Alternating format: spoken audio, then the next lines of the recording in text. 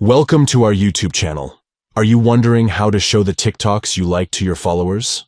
In this video, we'll provide you with a full guide on how to share your liked videos with your TikTok followers. Let's get started. Step 1. Open the TikTok app on your device. Step 2. Tap on the profile icon located in the bottom drawer. This will take you to your TikTok profile. Step 3. In the top right corner, you'll see 3 stacked lines. Tap on those lines to access the TikTok menu. Step 4. From the menu, select Settings and Privacy. Step 5. Within the Settings and Privacy section, tap on Privacy. Step 6. Scroll down to the Interactions category and tap on Liked Videos. Step 7. Once in the Liked Videos settings, select Followers to allow your TikTok followers to see the TikToks you have liked. By following these simple steps, you can easily share the TikToks you liked with your followers, allowing them to discover and enjoy your preferred content.